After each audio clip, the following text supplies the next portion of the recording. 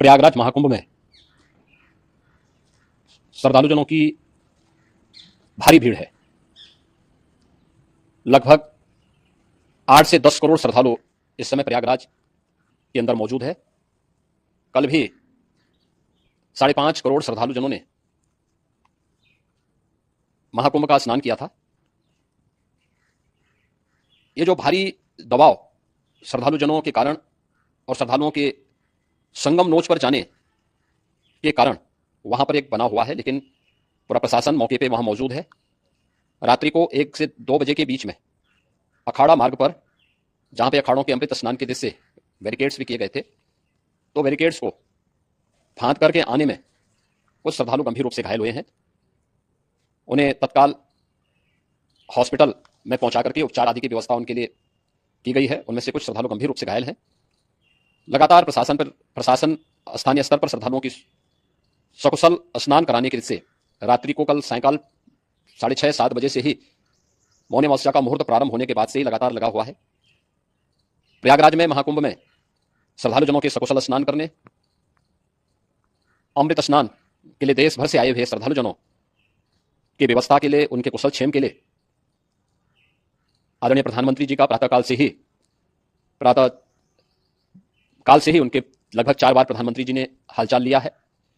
माननीय गृह मंत्री जी ने, माननीय राष्ट्रीय अध्यक्ष भारतीय जनता पार्टी श्री जेपी नड्डा जी ने, माननीय गृह मंत्री श्री अमित शाह जी ने भी, और प्रदेश की माननीय राज्यपाल श्रीमती आनंदीबेन पटेल जी ने भी लगातार जानकारी लेकर के सभी के कुशल क्षेम और सकुशल स्नान कराने के बारे में निरंतर रिपोर्ट ले रहे हैं।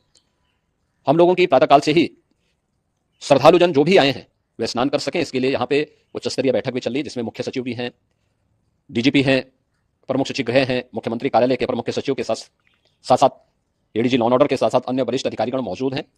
प्रयागराज में हालात वर्तमान में नियंत्रण में हैं, लेकिन भीड़ का दबाव बहुत बना हुआ है। अखाड़ा परिषद से जुड़े हुए पदाधिकारियों के साथ मैंने स्वयं भी बातचीत की है। आचार्य महामंडलेश्वरों से भी, पूज्य संतों के साथ भी मेरी बातचीत हुई है, और पूज्य संतों ने बड़ी ही विनम्रता के साथ इस बात को कहा है कि नहीं, श्रद्धालुजन पहले स्नान करेंगे और फिर जब उनका दबाव कुछ कम होगा और वे सकुशल वहां से निकल जाएंगे, तब हम लोग स्नान करने के लिए संगम की तरफ जाएंगे।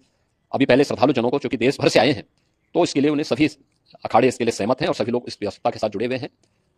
लगातार इस दिशा में हम लोगों का प्रयास है कि जो अब तक प्रातःकाल से ही, आपने देखा होगा कल मैंने बताया कि कल लगभग 5.5 करोड़ श्रद्धालु कल महाकुंभ का स्नान किए हैं, और आज प्रातःकाल तक लगभग 8:30 बजे तक 3 करोड़ से अधिक श्रद्धालु स्नान कर चुके हैं, और ये लगातार जारी है। लेकिन संगम नोच पर, अखाड़ा मार्ग पर, नागवासुकी मार्ग पर लगातार दबाव बना हुआ है, और वहां पर श्रद्धालुजनों की सुविधा के लिए भी हर प्रकार की वहां पर प्रशासन पूरी मुस्तैदी के साथ लगा हुआ है। और इसीलिए मेरी अपील है पूरे प्रदेशवासियों से, पूरे देशवासियों से, और सभी श्रद्धालुओं से भी, सभी पूज्य संतों से भी, कि अफवाह पर कोई ध्यान न दें, संयम से काम लें। यह सब आयोजन सभी लोगों का है। प्रशासन उनकी सेवा के लिए पूरी तत्परता के साथ लगा हुआ है। केंद्र और राज्य सरकार पूरी मजबूती के साथ वहां पर हर प्रकार का सहयोग करने के लिए तत्पर है। लेकिन कोई किसी अफवाह पर ध्यान न दे। कोई भी व्यक्ति नकारात्मक अफवाह फैलाने का प्रयास करेगा, उस प्रकार से नुकसान हो सकता है।